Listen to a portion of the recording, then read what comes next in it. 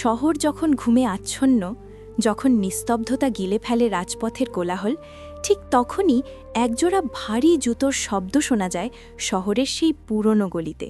Tick tick tick. না, এটা শুধু সময়ের শব্দ নয়, এটা এমন এক মানুষের পদধ্বনি যার ঝোলায় বন্দি আছে হাজারো মানুষের অতীত। তাকে কেউ বলে জাদুকর, কেউ বলে অভিশাপ। সে মধ্যরাতের ঘড়িওয়ালা। কথিত আছে তার কাছ থেকে ঘড়ি কিনলে সময় আর সামনে চলে না, সময় ফিরে যায় পেছনে।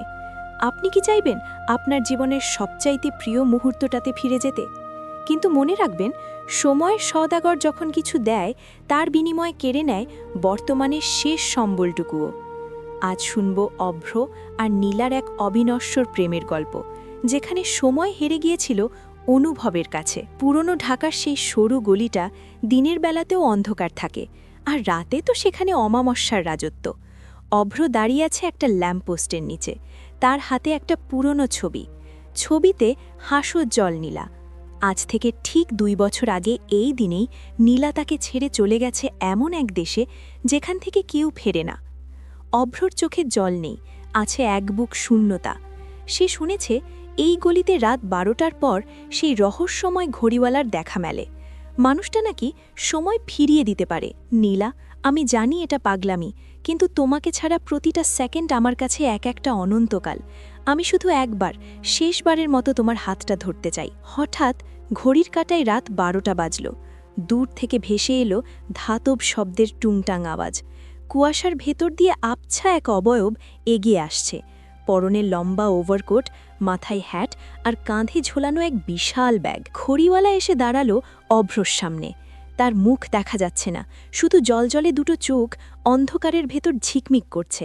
সময় কি স্থির করতে চাও যুবক, নাকি ফিরে যেতে চাও পেছনে? ঘড়িওয়ালার কণ্ঠস্বর যেন কয়েক 100 বছরের পুরনো কোনো গুহা থেকে উঠে আসছে। অভ্র কাঁপা কাঁপা গলায় বলল, আমি পেছনে ফিরতে চাই, 2 বছর আগে, আজকের এই দিনে। ঘড়িওয়ালা তার ব্যাগ থেকে একটা সোনালি পকেট ঘড়ি বের করল।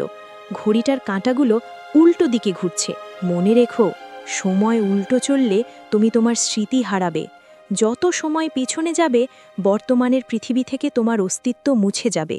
তুমি কি প্রস্তুত? অভ্র এক মুহূর্ত ভাবল না, সে রাজি। ঘড়িওয়ালা তার হাতে ঘড়িটা দিয়ে বলল, কাঁটাটা ঘুরিয়ে দাও। অভ্রর 4 পাশটা ঝাপসা হয়ে এলো। ল্যাম্পপোস্টের আলোটা নিভে গেল। যখন চোখ খুলল, দেখল সে দাঁড়িয়ে আছে তাদের প্রিয় কফি শপটার সামনে। বাইরে মুষলধারে বৃষ্টি, ঠিক 2 বছর আগে সেই অভিশপ্ত বিকেল।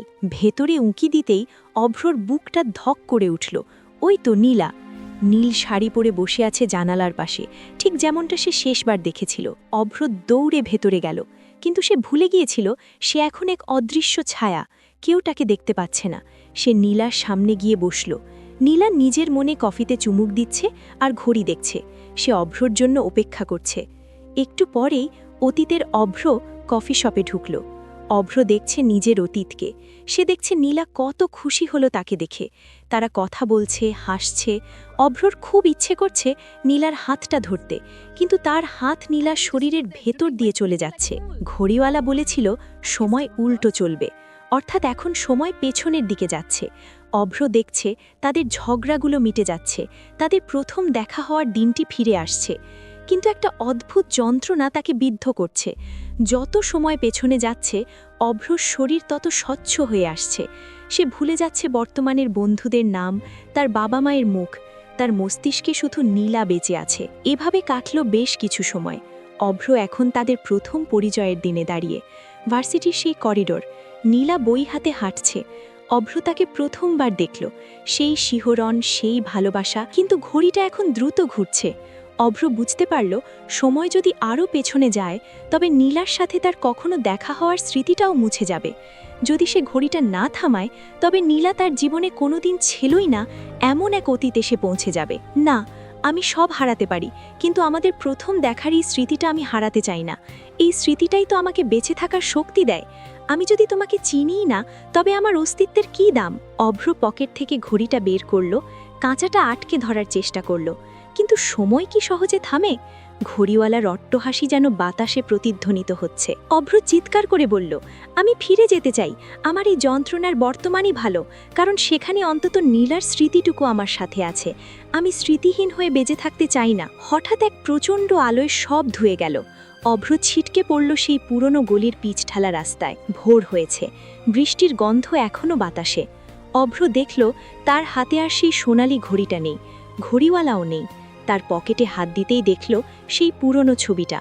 নীলা হাসছে। সে বুঝল সময়কে হারানো যায় না, আর হারানো উচিতও নয়।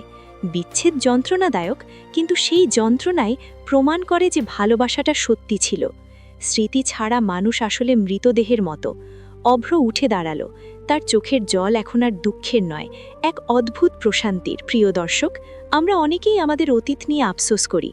মনে হয়, ইস, যদি সেই সময়টা ফিরে পেতাম তাহলে সব ঠিক করে দিতাম। কিন্তু মনে রাখবেন, আপনার আজকের আপনি গড়ে উঠেছেন আপনার অতীতের ভুল, ভালোবাসা আর যন্ত্রণার ওপর ভিত্তি করেই। অতীতকে বদলাতে গিয়ে নিজের অস্তিত্বকে হারিয়ে ফেলবেন না। যা হারিয়ে গেছে তাকে স্মৃতির মণিকোঠায় সুন্দর করে গুছিয়ে রাখুন। বর্তমানকে ভালোবাসুন। গল্পটি আপনার কেমন লেগেছে তা কমেন্ট করে আমাদের জানান। আপনার জীবনের কোনো এমন মুহূর্ত কি আছে যা আপনি ফিরে পেতে চান? লিখে জানান আমাদের। যদি এই গল্পটি আপনার হৃদয় ছুঁয়ে থাকে তাহলে ইমোশনাল ভাইব চ্যানেলটি সাবস্ক্রাইব করুন এবং বেল আইকনটি চেপে আমাদের সাথে যুক্ত থাকুন। আপনাদের এক একটি লাইক ও শেয়ার আমাদের নতুন নতুন গল্প লেখার অনুপ্রেরণা যোগায়। দেখা হবে পরবর্তী কোনো এক মধ্যরাতে নতুন কোনো আবেগের গল্প নিয়ে। ততক্ষণ ভালো থাকুন, ভালোবাসুন। ধন্যবাদ।